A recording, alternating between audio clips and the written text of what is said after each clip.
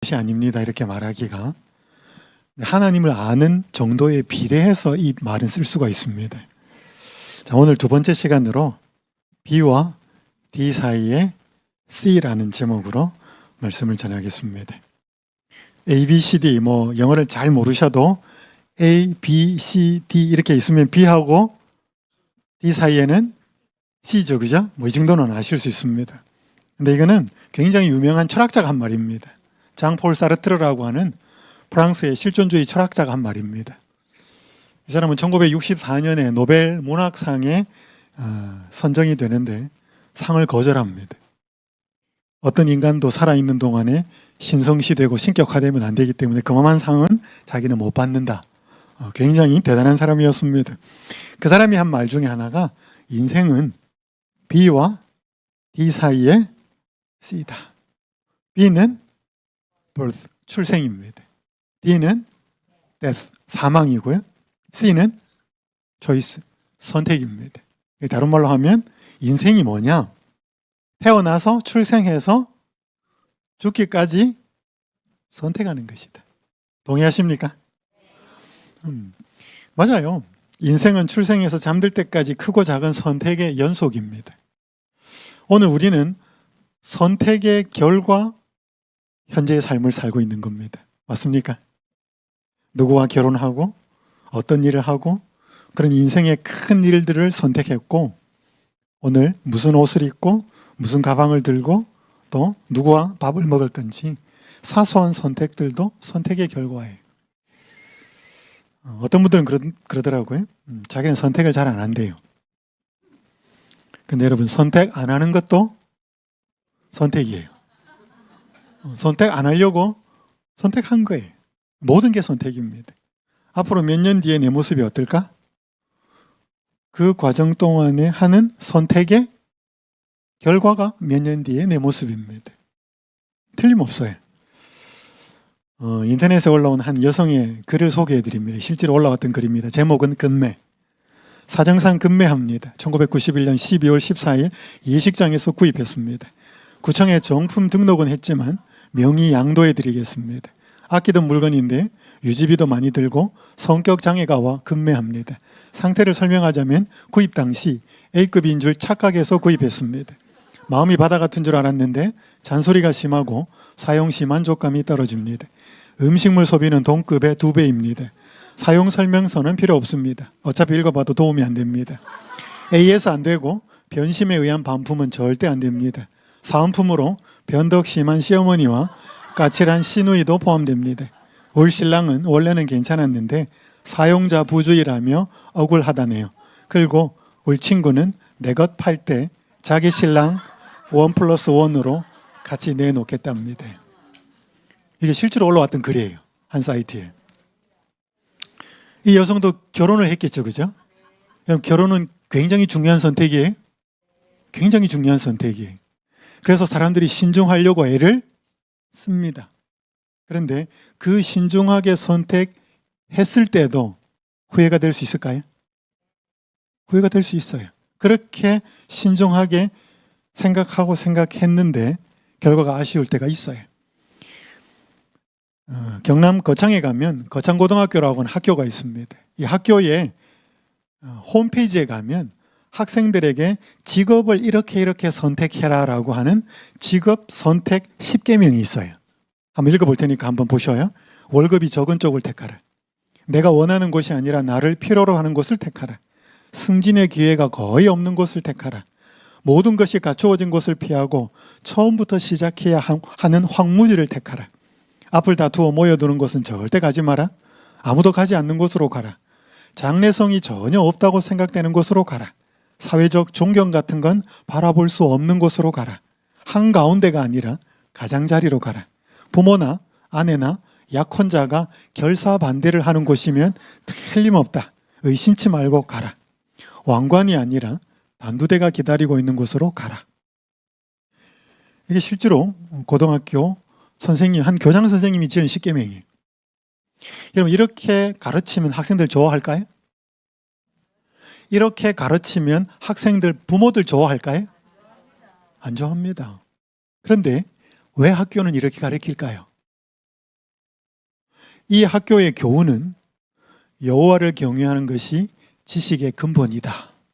이게 그 학교의 교훈입니다.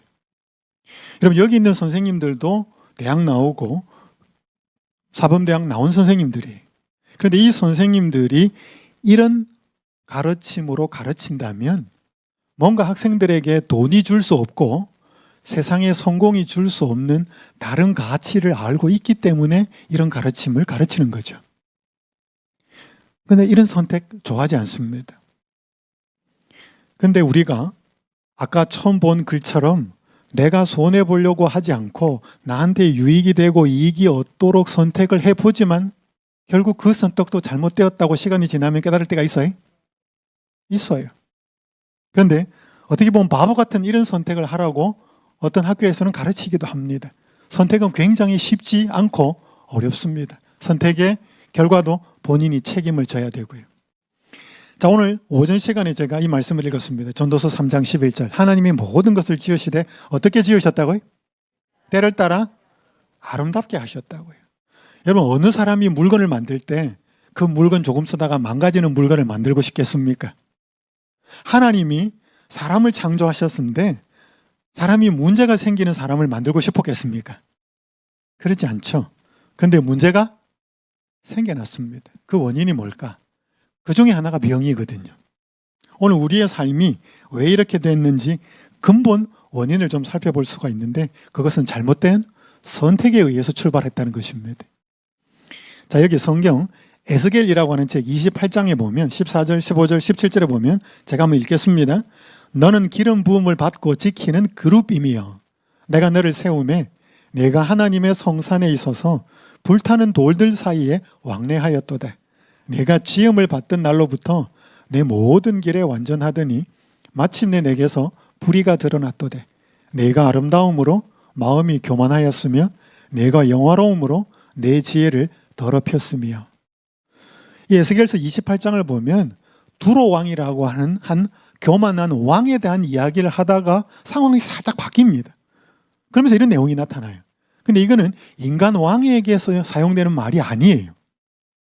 여기 기름 부음을 받았다는 말은 임명되었다는 뜻입니다. 이걸 구약적인 표현으로 하면 메시아라는 말이고 신약적인 표현으로 하면 그리스도라는 말이에요. 그러니까 메시아 혹은 그리스도라는 말은 기름 부음을 받았다. 다른 뜻으로 하면 요즘 대통령이 장관이나 누구에게 뭔가 일을 맡길 때 사람을 정하고 나서 뭘 주죠? 임명장을 줍니다. 임명장을 받았다는 뜻이 기름 부음을 받았다는 뜻이에요. 왜냐하면 그때는 머리에다가 기름을 부으면 그 임명된 것으로 받아들였기 때문에. 그래서 특별한 임무를 받은 사람인데 지키는 그룹임이며 이 그룹이라는 단어는 천사라는 뜻입니다. 천사 중에서 특별하게 지위가 높은 천사를 가리킵니다. 그 한 천사가 있었다는 것이죠. 지음을 받던 날로부터 천사 역시 피조물이었다는 것을 설명하고 내 모든 길에 뭐 했다? 완전했다 그랬습니다. 하나님이 창조하셨기 때문에. 그런데 이 완전한 천사에게서 뭐가 드러났다 그래? 불의가 드러났다. 의롭지 못한 것이 드러났다. 근데 그 이유를 내용을 설명하는데 마음이 뭐해졌다? 교만해졌고 너가 영화로움으로 지혜를 더럽혔대. 한 천사에게 일어났던 한 상황을 설명하는데 이사야 14장에는 조금 더 부가 설명을 합니다. 너 아침의 아들 계명성이여 어찌 그리 하늘에서 떨어졌으며 너 열국을 엎은 자여 어찌 그리 땅에 찍혔는고 내가 내 마음에 이르기를 내가 하늘에 올라 하나님의 뭇별 위에 내 자리를 높이리라. 내가 북극 지폐의 산 위에 앉으리니 내가 가장 높은 구름에 올라 내가 지극히 높은 이와 같아지리라 하는도다. 혹시 계명성이라는 말 들어보셨나요? 이 계명성이라는 말은 굉장히 빛나는 별을 이야기합니다. 여기 보니까 너 아침의 아들 계명성이요. 여기 계명성이라는 말의 뜻은 뭐냐면 빛을 가진 자라는 뜻이에요. 로마 가톨릭 교회 천주교회의 사제들이 이제 보는 성경이 원래 구약은 히브리어로 기록이 되어 있는데 라틴어로 번역한 성경이 있어요. 그거를 영어로는 볼게이트, 한국말로는 불가타역이라고 하는데 그 불가타역에서 이 계명성을 무슨 단어로 번역을 하느냐 하면 루시퍼라는 단어로 번역을 합니다. 라틴어예요. 루시퍼라는 말. 여러분 여기에 강당에 형광등 여기에 전등이 있는데 이 전등의 밝기를 표현하는 단위가 있어요. 혹시 아세요? 이게 몇? 와트는 이 전구 표시고 룩스라 그래요. 그러니까 룩스가 영어로는 이 조도라는 단어인데 룩스가 빛에서 나온 단어거든요. 그러니까 루시퍼라는 말은 라틴어로 빛을 가진 자라는 뜻이에요. 히브리어로는 헬렐이라는 단어인데 굉장히 아름다운 높은 이름이었습니다. 그 존재가 이 본문의 이 내용에 보니까 자꾸 하늘에서 뭐 했다는 거예요? 떨어졌대. 여러분 여기에 파란 글자로 제가 이렇게 강조해 놓은 부분 보니까 반복되는 단어가 뭐예요? 내가. 한국어 성경에는 3번 나와 있지만 원어 성경에는 무려 2 성경 구절에 5번이나 내가 자꾸 뭐 하겠다? 높아지겠대. 이 아름다운 천사의 마음속에서 들었던 생각이었습니다. 내가 높아져서 누구와 같아지겠다? 지극히 높으니 하나님을 가리킵니다. 하나님과 뭐 하겠다? 같아지겠다. 여러분 이게 잘못된 선택의 시작이었습니다. 자기에게 주어지지 않은 높은 자리를 원했던 한 천사의 존재가 있었습니다. 이것이 죄의 시작이었고 이것이 루시퍼라고 하는 아름다운 이름을 가진 한 천사가 사탄, 미혹하는 자 혹은 대항하는 자라는 뜻의 사탄이 된 과정이었습니다. 아까 오늘 첫날에 하나님이 여러 가지를 만드는 것을 살펴보면 하나님의 능력과 하나님의 마음이 나타난다 그랬습니다. 창세기 1장에 보면 하나님이 물을 만들었다고 이야기합니다. 여기 욥기에도 보면 누가 사람 없는 땅에 사람 없는 광야에 비를 내리고, 비를 누가 만들었다 그러면 성경 하나님이 만들었다 그래요. 그리고 물도 자세히 살펴보면 굉장한 능력이 나타나고 인간을 이롭게 하는 마음을 살펴볼 수 있습니다. 혹시 여러분 상선약수라는 말 들어보셨나요? 이거 누가 한 말인가 하면 노자가 한 말입니다. 노자의 도덕경에 나오는 말인데 상선, 최고의 선은 약, 무엇과 같다 이런 뜻입니다. 최고의 선은 뭐와 같다? 물과 같다. 이 상선이라는 말은 노자가 깨달은 도, 다른 말로 하면 진리를 이야기합니다. 이 노자가 만물을 보면서 자기가 깨달은 이 도를 어디다가 비유를 할까 살펴보다가 물이 좋겠다라고 판단을 합니다. 물에서 진리를 설명합니다. 물의 가장 중요한 속성이 물은 어디로 흘러요? 밑으로 흐릅니다. 혹시 물이 위로 흐르는 거 보셨어요? 그런 거 없어요. 물은 항상 아래로 흐릅니다. 여러분 물이 그렇게 아래로 흘러서 다 어디로 모여요? 바다로 흐릅니다. 여러분 바다가 왜 바다인 줄 아셔요? 다 받아들이기 때문에 바다예요. 똥물도 받아들이고 깨끗한 물도 받아들이고 다 받아들입니다. 물은 굉장히 포용성이 있습니다. 물은 아래로 흐르고요. 물은 굉장히 포용성이 있습니다. 여러분 물에다가 돌멩이를 던지면 어때요? 파문이 일죠. 계속 일어요? 금방 없어져요? 금방 없어져요. 여러분 누가 상처받는 말을 하면, 상처를 주는 말을 하면 이렇게 상처를 이렇게 충격이 탁 오다가도 그게 시간이 좀 지나면 사라져요? 한 달이 지나고 1년이 지나도 계속 마음에 남아있어요? 그게 사라져야 정상이에요. 여러분 물은 아무리 돌멩이를 던지든 무엇을 던져도 잠시 파장은 일어도 없어져 버립니다. 그건 왜 그런가 하면 물이 부드러워서 그래요. 여러분 부드러운 것은 상처를 받지 않습니다. 충격을 받지 않아요. 근데 이 똑같은 H2O 성분이지만 이게 얼어버리면 어떻게 돼? 얼음에다가 돌멩이 던지면 어때요? 깨집니다. 똑같은 물이어도 딱딱하면 상처를 받아요. 오늘 우리의 마음이 딱딱하면 누가 한 말에 상처를 받습니다. 근데 내 마음이 부드러우면 상처가 안 돼요. 물은 굉장히 부드럽습니다. 근데 여러분 그거 아셔요? 이 세상에서 가장 강력한 절단기가 뭔지 아셔요? 물이에요. 여러분 물은 다이아몬드도 쪼갭니다. 물은 쇠도 쪼개고요. 물은 바위도 쪼갭니다. 물을 가장 이 구멍이 작은데 노즐에다가 수압을 강하게 걸어가지고 물을 뿜어내면 물은 세상에 존재하는 모든 것을 다 자릅니다. 물은 굉장히 부드러우면서 굉장히 강합니다. 진리가 그렇다는 거예요. 노자가 그걸 설명합니다. 여러분 또 하나, 물은 자기 모양이 없습니다. 물은 단지에 담기면 단지 모양이에요. 컵에 담기면 컵 모양이에요. 병에 담기면 병 모양이에요. 여러분 자기 모양이 없기 때문에 어느 모양이든지 되는 것입니다. 굉장히 유연한 거죠. 여러분, 이게 전부 다 예수님의 모습이에요. 예수님은 항상 낮아지려고 합니다. 예수님은 딱 품어주지요. 예수님은 굉장히 온유하고 겸손하셨습니다. 예수님은 아이를 대할 때나 어른을 대할 때나 배운 사람을 대할 때나 못 배운 사람을 대할 때나 그 사람에게 다 맞추셨습니다. 왜냐하면 그만큼 유연하셨기 때문에 그렇습니다. 근데 아까 루시퍼는 뭐 하려고 그랬다고요? 높아지려고 했다. 근데 예수님은 근본 하나님의 본체시나 오히려 자기를 비워 뭐해? 종의 형체를 가져서 사람의 모양으로 나타났고 죽기까지 복종하셨대. 자, 한 가지 질문을 드릴게요. 여러분, 높아지는 게 쉬울까요? 낮아지는 게 쉬울까요? 자, 어느 게 어려울까요? 높아지는 게 어려울까요? 낮아지는 게 어려울까요? 네? 낮아지는 게 훨씬 어렵습니다. 왜요? 높아지려고 하는 것은 우리 죄된 본성이 그렇거든. 우린 다음 뭐 하고 싶어요? 올라가고 싶어요. 우리는 아무도 내려가고 싶은 사람이 없어요. 근데 내려가고 싶은 것, 내려가는 것이 기쁜 속성은 누구 속성이에요? 이건 하나님 속성이에요. 물이 그렇다는 거예요. 하나님이 만든 피조물이 그렇다는 거예요. 그래서 여러분, 진짜 하나님을 제대로 알면 자연을 즐길 수가 있습니다. 왜냐하면 하나님이 만든 거기 때문에 거기에는 하나님의 속성이 나타나 있거든요. 자, 그 루시퍼가 자기가 잘못된 선택은 루시퍼 한 사람에게서 끝나지 않고 사람에게 영향을 미칩니다. 이게 이제 창세기 3장에 있는 내용인데 1절부터 보시면, 그런데 뱀은 여호와 하나님의 지으신 들짐승 중에 가장 간교하더래. 뱀이 여자에게 뭐래요? 물어가로되. 그러니까 성경을 이제 이걸 처음 보는 사람은 굉장히 황당합니다. 마치 이솝우화 같아. 뱀이 뭐 했다? 뱀이 말을 해요. 뱀이 지금 안 해요. 그러니까 이 성경은 말도 안 되는 책이다.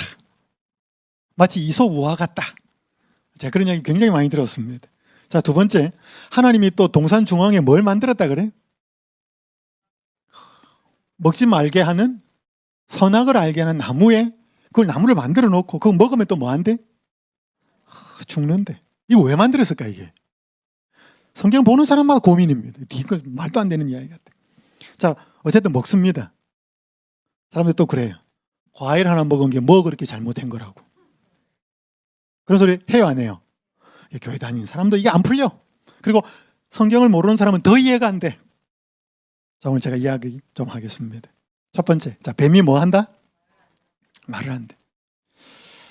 여러분, 지질학 이론 중에 동일 과정설이라는 것이 있습니다. 혹 들어보셨는지 모르겠지만 안 들어보셔도 상관없어요. 이 동일 과정설은 지질학 이론인데 여기에 반대되는 말이 뭐냐면 격변설이라는 거예요. 여러분, 성경 창세기 1장을 읽어보면 산이 생기고 바다가 생기는 것은 수천만 년, 수백만 년 걸린 게 아니고 단 하루 동안에 일어나요. 그러니까 격변이 일어나는 거죠. 근데 진화론에서는 이게 뭐예요? 아주 오랜 기간 시간이 되어서 이루어진다는 것입니다. 이 동일 과정설은 뭐냐면 현재는 과거를 푸는 열쇠라는 것입니다. 즉 오늘 만약에 산이 생기는데 1000년 걸리고 10,000년 걸리면 옛날에 산이 생길 때도 1000년, 10,000년이 걸렸다는 거예요. 그리고 오늘 동물원에 가서 뱀이 말을 하면 옛날에도 뱀이 말을 했다는 거예요. 오늘 뱀이 말을 안 했으면 옛날에도 뱀은 말을 안 했다는 것입니다. 그러니까 지금 뱀 말을 해요, 안 해요? 안 해요. 그래서 뱀이 말을 했다는 성경은 말도 안 되는 이야기다. 이게 이거예요. 자, 조금 전에 제가 말씀드렸습니다. 타락한 천사들이 이미 뭐 하고 있었대? 존재하고 있었습니다. 인간의 타락 전에. 그들은 영적인 존재로 다른 생명체 속에 들어갈 수 있었습니다. 자, 이게 성경 마가복음 5장 7절 8절에서 보면 예수님이 만났던 한 거라사 지방에서 귀신 들린 사람을 만났을 때 이야기. 이 사람들이 예수님을 보면서 뭐라고 이야기하냐면 지극히 높으신 하나님의 아들 예수여, 나와 당신이 무슨 상관이 있나이까? 막 괴롭히지 마십시오. 막 이렇게 이야기합니다. 그때 8절에 보면 예수님께서 뭐라 그래? 이미 그에게 이르시기를 더러운 귀신아 그 사람에게서 나오라 하죠. 그럼 이 사람들이 지금 어디 들어가 있다는 거죠? 어떤 한 사람에게 들어가 있었다는 거죠. 영적인 존재니까. 여러분 혹시 귀신 들린 사람 보셨어요? 저는 봤어요. 외국에서. 눈빛이 좀 달라. 뭔가 말을 하는데 초점이 아니고 눈을 잘 안 맞추고 뭔가 좀 이상해. 그 사람 속에 영적인 존재가 들어갈 수 있어요. 그렇기 때문에 여러분 여기에서 뱀이 말을 한 게 아니고 다른 영적인 존재가 누구에게 들어간 거죠. 뱀에게 들어간 거죠. 그래서 그 존재가 말을 한 것이 뱀이 말을 한 것으로 성경은 기록된 것입니다. 지금 뱀이 말을 하는 것 혹은 뱀이 말을 한 것은 아니에요. 그런 의미를 이해하시면 좋겠습니다. 자, 두 번째, 하나님이 선악과 나무를 왜 만드셨네? 여기 보니까 동산 중앙에 있는 나무의 열매는 하나님의 말씀에 너희는 먹지도 말고 만지지도 말라. 너희가 먹는 날에는 죽을까 하노라. 여기도 기록합니다. 자, 여러분, 이거 있었으면 좋았을까요? 없었으면 좋았을까요? 여러분 같으면 만들었을까요? 안 만들었을까요? 여러분이 하나님이라면.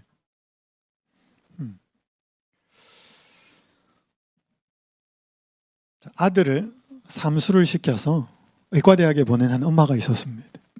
이 엄마는 남편이 빨리 세상을 떠났습니다. 모든 기대와 관심이 아들 한 명이었습니다. 아들을 의대에 보내려고 했는데 아들이 그렇게 머리가 좋지 않아서 잘 엄마의 기대를 못 따라가요. 고등학교 3년, 재수 1년, 삼수 1년. 그래서 5년간을 공부를 해서 지방에 있는 한 의과대학에 들어갑니다. 근데 이 엄마가 얼마나 유별난 엄마냐면 그 5년 동안 매일 새벽 5시에 일어나서 1000배를 합니다. 정화수를 떠놓고. 단 하루도 빼지 않고. 1년 365 곱하기 5. 1500일이 넘는 시간 동안 매일 아침에 1000번을 절을 합니다. 아들 어디에 가게 해달라고? 의과대학에 들어가게 해달라고. 아들이 의과대학에 들어가요. 그리고 대학을 졸업하고 지방에 있는 한 병원에서 인턴 생활을 하기 위해서 엄마한테 인사를 하고 갑니다. 근데 며칠이 지났는데 병원에서 연락이 와요. 누구누구 댁이죠? 네. 누구누구가 병원에 와서 인턴 생활을 하기로 했는데 며칠째 오지 않고 있습니다. 엄마가 미칩니다. 소식도 없고. 그렇게 며칠이 지난 다음에 엄마 휴대폰으로 발신자 표시가 없는 문자 한 통이 들어옵니다. 이렇게 기록합니다. 당신의 아들로 산 것은 지옥이었습니다. 이제 당신을 떠나니 저를 더 이상 찾지 마십시오. 찾는다면 또 떠날 것이니 저를 제발 괴롭히지 말아 주십시오. 이게 마지막 문자였어요. 여러분, 이 아들이 어디를 들어갔어요? 의과대학. 사람들이 그렇게 이야기해요. 결과만 좋으면 다 괜찮아. 그럴까요? 여러분, 엄마가 그렇게 의과대학을 보내기 위해서 아들을 굉장히 몰아붙이는데 그때까지는 힘이 없으니까 고분고분 순종을 합니다. 그 들어갔어요. 근데 이제 졸업할 때쯤 되니까 뭐해? 나 이제 이런 지긋지긋한 아들 노릇 못하겠다는 것입니다. 왜 그럴까요? 자기가 이렇게 처음부터 끝까지 이런 삶을 산 것은 누구 의지였다? 엄마가 만들어 놓은 계획에 짜놓은 대로 따라간 거지 내 의지는 하나도 없었대. 여러분, 그래서요,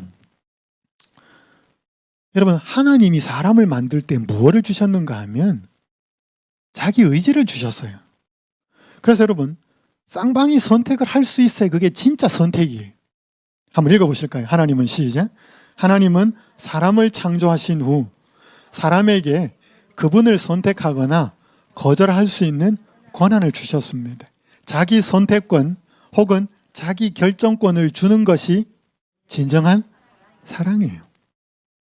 여러분, 하나님은 사람을 만들어 놓고 모든 것을 다 해도 되게 만들었습니다. 여러분, 하나님이 사람을 선택해서요? 선택해서 만들었어요. 자, 그러면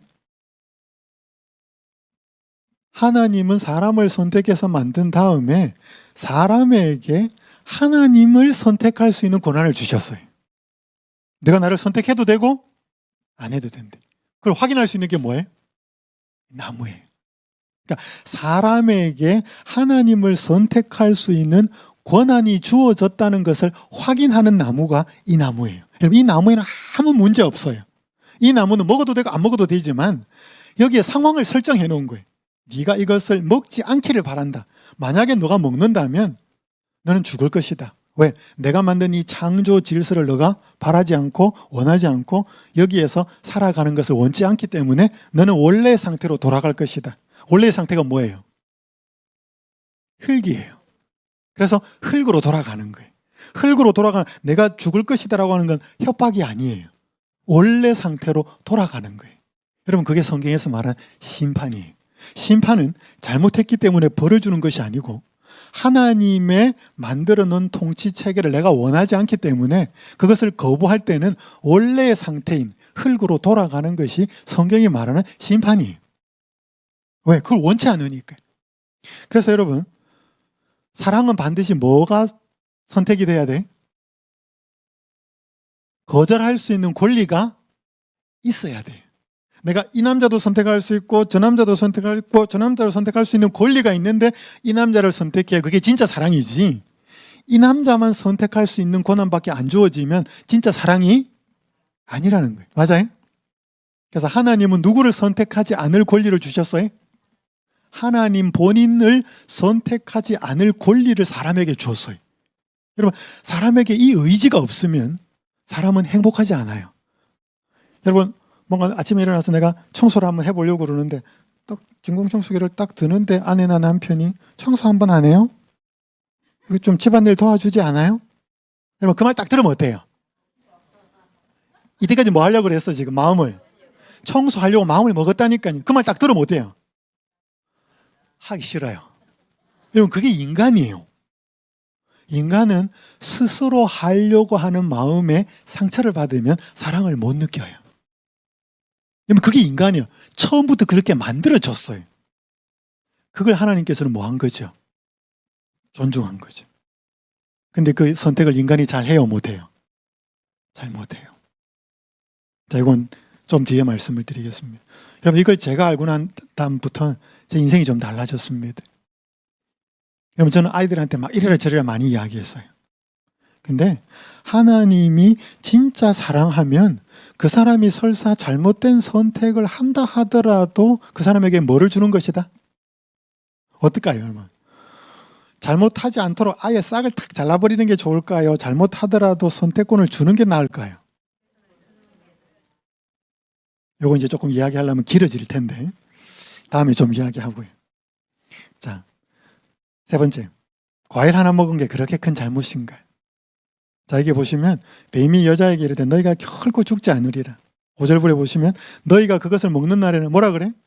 너희 눈이 밝아져서 하나님과 같이 되어 선악을 알 줄을 하나님이 아십니다. 그래서 먹지 못하게 한 것이다. 자, 여러분, 이 말이 없고 그냥 사람이 과일을 하나 먹었으면 과일 하나 먹은 거예요. 근데 이걸 먹으면 눈이 밝아져서 하나님과 같이 된다라고 말한 상태에서 먹으면 상황이 달라져요. 자, 예를 들어 볼게요. 이런 말 들어보셨죠? 이게 내 머릿속에 지옥이라고 하는 영화입니다.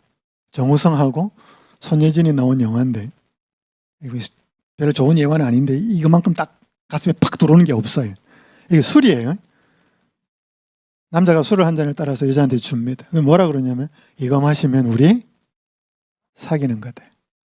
그러니까 여자가 마셔요. 그럼 무슨 뜻이죠? 사귄다는 거죠. 근데 여러분, 이 말 하지 않고 술 한 잔 따라주면 어떻게 돼요? 그때 마시면 어떻게 되는 거예요? 그냥 한 잔 마신 거지. 안 마시면 그냥 안 마신 거지. 근데 이 말을 하고 나서 술을 따라줬을 때 술을 마시면 어떻게 되는 거예요? 사귀는데 동의하는 거죠. 만약에 이 말하고 술을 따라줬는데 안 마시면 안 사귀겠다는 뜻이지. 맞아요? 이 말을 하고 안 하고는 굉장히 달라요? 달라요. 이 말을 하기 전에 주는 거랑 이 말을 하면서 주는 거랑 할 때 그 행위가 이 말을 하기 전과 후는 완전히 다르다는 것입니다. 다시 말씀드리면요, 너희 눈이 이걸 먹는 날에 너희 눈이 밝아져서 하나님과 같이 되어서 선악을 알 줄을 하나님이 안다. 그래서 못 먹게 한 거다. 이 말을 듣고 먹는 거랑 이 말을 듣기 전에 먹는 거랑은 차원이 다르다는 것입니다. 이 말을 듣고 먹은 것은 무슨 뜻이에요? 하나님과 같이 되려고 먹었다는 거예요. 물론 유혹을 받은 것이지만. 그러니까 이게 과일 하나 먹은 문제다? 아니다? 아니다는 거예요. 여러분, 굉장히 우리가 알고 있는 거하고는 달라요. 자, 이제 제가 시간이 없기 때문에 마무리를 하겠습니다. 자, 그러면 일단 인간 사탄이 루시퍼가 잘못한 선택을 유혹에 의해서 누구도 잘못 선택한 거예요. 사람도 잘못 선택한 거예요. 이제 이게 문제가 생긴 것인데, 자, 그럴 때 하나님은 어떻게 선택하느냐는 것이죠. 여기 찾아옵니다. 여호와 하나님이 아담을 부르시며 그들에게 이르시되 내가 어디 있느냐. 이거는 위치를 몰라서 묻는 게 아니고 관계를 묻는 것입니다. 도망가거든요. 남자한테 말합니다. 그때 남자가 뭐라고 되냐면 여자 그가 그 나무 열매를 내게 주므로 내가 먹었나이다. 누구 탓을 해요? 여자 탓을 합니다. 여자한테 묻습니다. 뱀이 나를 꿰므로 내가 먹었나이다. 누구 탓을 해? 이게 하나님의 형상을 닮은 모습의 인간이 이렇게 이제 망가지기 시작합니다. 잘못했는 것을 딱 왜 그랬지라고 물으면 이제 뭐 하는 거죠? 남한테 핑계를 대는 이런 모습이 등장하죠. 여러분, 이 누구 말이 맞아요?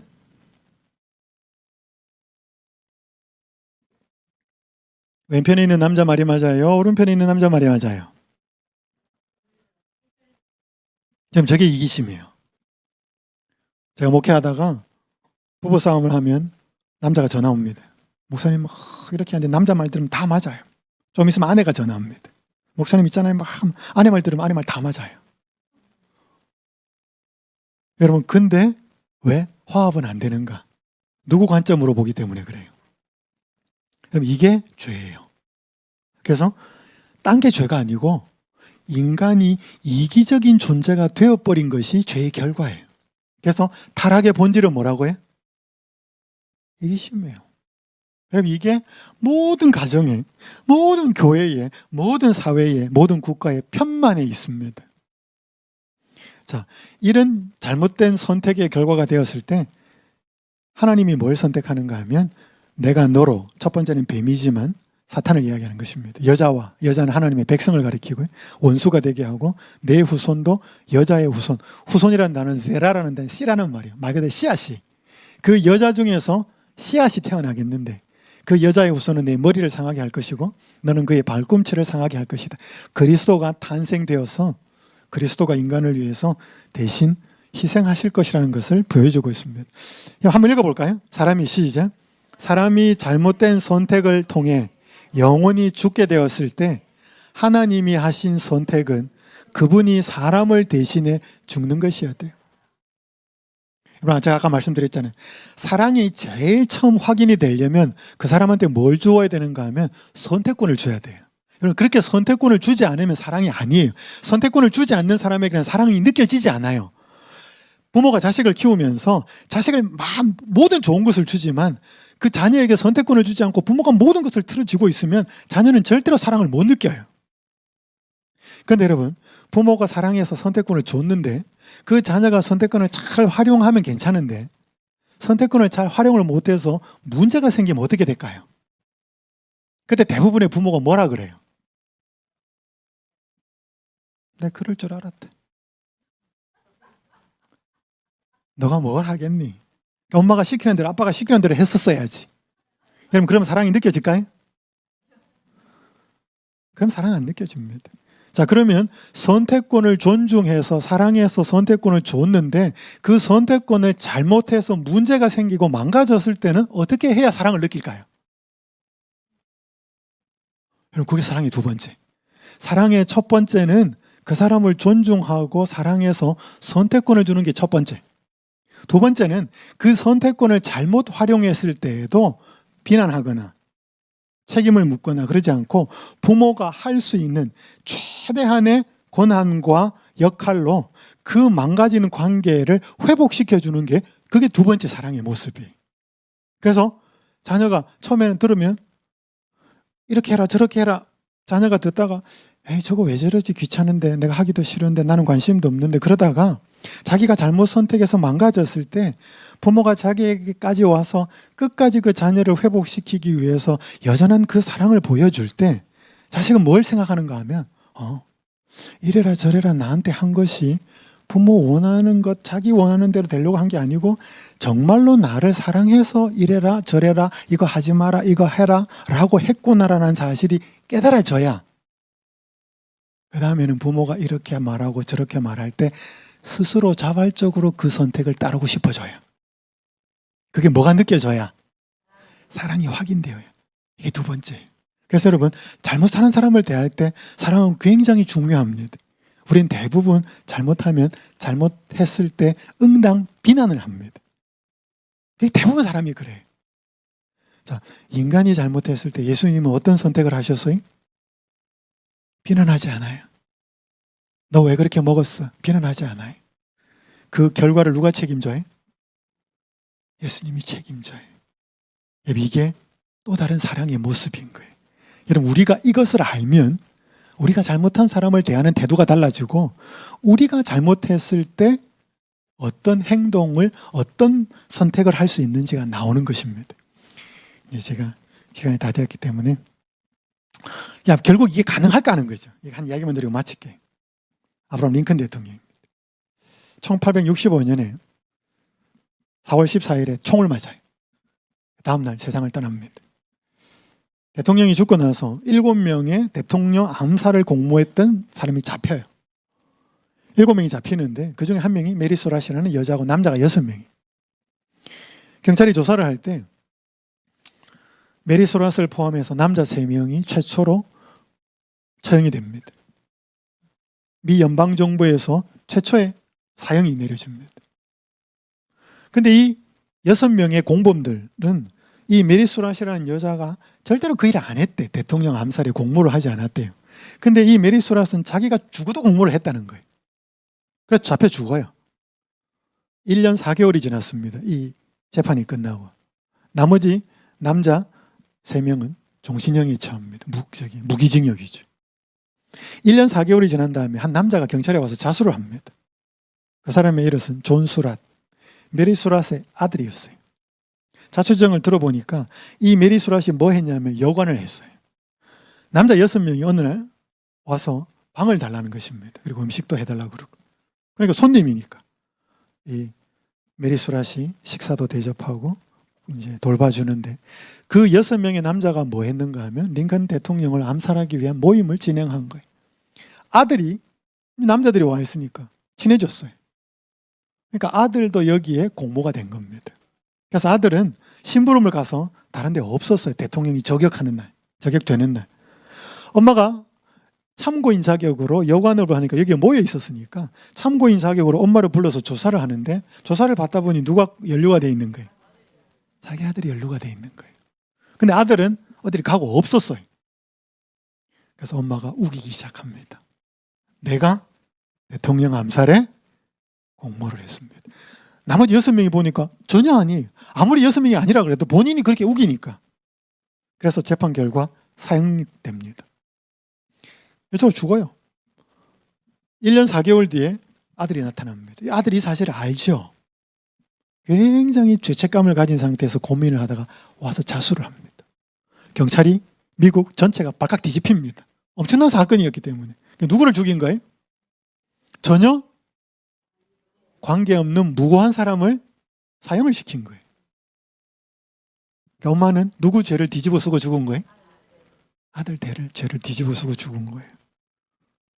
다시 재판이 열리고 시끄럽습니다. 나라 전체가 시끄럽습니다. 한참 조사를 다시 한 다음에 판결이 어떻게 난 줄 아셔요?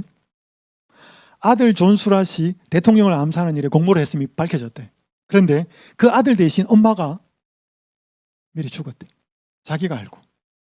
그래서 아들의 죄가 분명히 맞지만 우리는 엄마가 대신 죽은 것으로 아들의 죄를 묻지 않는데 아들에게 무죄를 석방한다. 여러분, 이게 미국 역사에 있는 사건이. 여러분, 이게 어떻게 가능할까요? 엄마가 자기 아들이 대통령을 죽이는 일에 가담했다는 사실을 알고 났을 때 본인은 뭘 선택해요? 내가 죽어야 되겠다. 아들 대신 내가 죽어야 되겠다. 여러분, 이렇게 될 수 있었던 이유는 단 하나밖에 없어요. 사랑 때문에. 내 자식이기 때문에. 여러분, 이게 영적으로 우리가 태어나기 전에도 하나님과 인간 사이에 있었던 일이라는 것이에요. 여러분, 내비게이션으로 운전을 하다가 길을 잘못 뜨면 경로를 지정한 대로 운전을 안 하면 뭐라 그래요? 운전을 어떻게 이따오식으로 합니까? 다음에 운전하지 마십시오. 그래요? 그런 말 안 해요. 뭐라 그래? 경로를 이탈하여 재검색합니다. 또 이탈하면 그 잘못된 지점에서 목적지가 있으니까 그 잘못된 지점에서 다시 뭐해? 알려주면 또 잘못하면 거기서 또 이렇게. 여러분 굉장히 내비게이션이 은혜가 있어요. 얘는 잘못한 지점에서 계속 뭐를 잡아요? 목적지를 잡아줘요. 하나님이 그런 분이에요.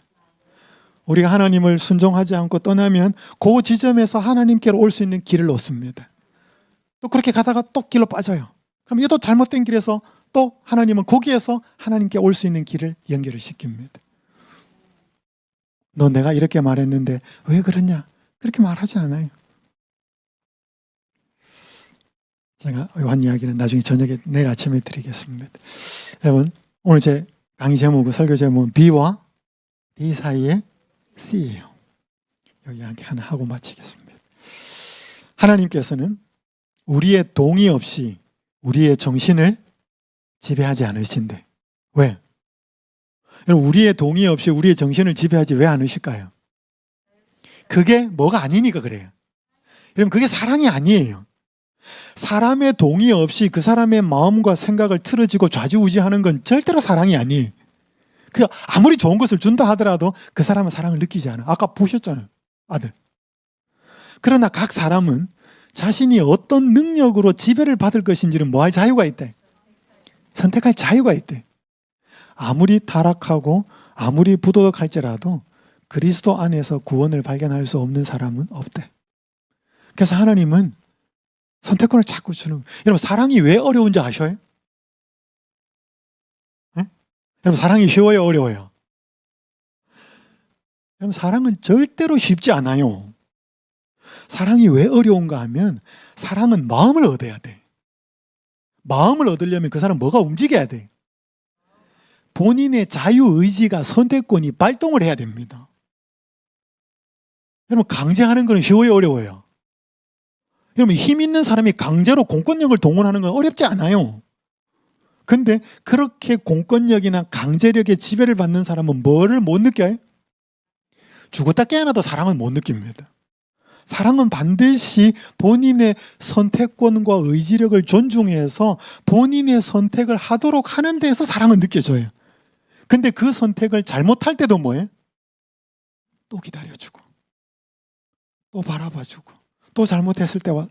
여러분 그렇기 때문에 사랑에 있어서 가장 중요한 속성이 뭐냐면 사랑은 오래 참는 거예요. 여러분 공권력을 동원할 수 있고 강제력으로 할 수 있는데 뭐하러 오래 참아요? 오래 참을 필요가 없지. 그래서 고린도전서 13장 15가지 사랑의 특징 중에 하나가 제일 첫 번째가 뭐냐면 사랑은 오래 참고. 여러분 오래 참지 않는 건 사랑이 아니에요. 그건 가짜지. 그래서 저는 어느 누구한테서 저는 사랑을 배우지 않았고 저는 하나님한테서 사랑이 뭔지를 배웠어요. 왜냐하면 요한일서 4장 8절에 보면 하나님은 사랑이시라 그래요. 자, 이거 읽고 마치겠습니다. 크고 중요한 일에도 하나님을 선택하시고 작고 사소한 일에도 하나님을 선택하십시오. 왜냐하면 이건 제가 이렇게 말할 수밖에 없어요. 선택은 누구 몫이에요? 여러분 몫이에요. 제가 강요할 수는 없어요. 근데 여러분 일단 선택을 하고 나면 우리는 그 존재에게 지배를 받습니다. 내가 죄를 짓고 나면 죄의 지배를 받아요. 내가 그 사람을 사랑하고 되면 그 사람에게 지배를 받아요. 근데 그 선택은 내가 할 수 있어요. 근데 우리가 어떤 존재에게 내 마음을 줄 건가? 여러분 그거는 내 선택이에요. 그게 사람한테도 그럴 수 있고 하나님한테도 그럴 수 있고. 자, 제가 오늘 드린 말씀은 인간이 잘못된 선택을 하면서 세상이 이렇게 되었고 그 중에 하나가 병이 들은 것입니다. 몸의 병만 아니고 몸은 멀쩡해도 뭐가 병들어요? 마음이 병든 사람이 굉장히 많아요. 그 모든 몸과 마음의 회복은 뭐에서부터 시작되는가 하면 올바른 선택에서 시작돼요. 내 몸도 내가 어떤 선택을 하느냐에 따라 회복의 길을 시작할 수 있고 내 마음도 회복되는 길로 선택할 수 있습니다. 하나님은 우리를 만드셨을 뿐 아니라 우리를 회복시킬 수 있는 분이에요. 근데 강제로는 안 하고 못 해요. 왜? 그건 뭐가 아니니까. 사랑이 아니니까. 그분은 사랑의 방법만 쓸 수 있어요. 그래서 이렇게 시간이 걸리고 이렇게 복잡한 일을 하고 계신 거예요. 기도하겠습니다. 하늘에 계신 하나님 아버지, 사랑은 그 대상을 선택하지 않을 자유의지, 선택권, 결정권까지 주는 것이라고 알려주셔서 감사합니다. 우리를 그렇게 사랑하셔서 우리가 어떤 대접을 받을 때 가장 사랑을 느낄 수 있는지를 알게 하셔서 그 선택권을 주셔서 감사합니다. 그런데 그 선택권을 우리가 잘 사용하지 못했습니다. 그래서 몸도 아프고 마음도 아프고 관계도 깨어지고 했습니다. 하나님 아버지, 우리의 잘못된 선택을 책망하지 않고 비난하지 않고 대신 죽는 선택을 하심으로 우리가 올바른 선택을 할 수 있는 사랑을 보여주셔서 감사합니다. 지금 이 자리에 계신 모든 분들, 몸이 아프고 마음이 불편하지만 이제 회복의 선택을 할 수 있도록 축복하여 주시옵소서. 이 하나님이 어떤 분인지를 알게 하셔서 하나님을 선택하여서 몸도 회복되고 마음이 회복되는 축복의 결과를 얻을 수 있도록 인도하여 주시옵소서. 오늘 이 밤에도 하나님의 치유하시는 능력이 이 잠자리에 드는 모든 아버지의 자녀들 위해 함께 하셔서 피곤함과 병들을 제하여 주옵시기를 우리 주님 예수님의 이름으로 간절히 기도드립니다. 아멘.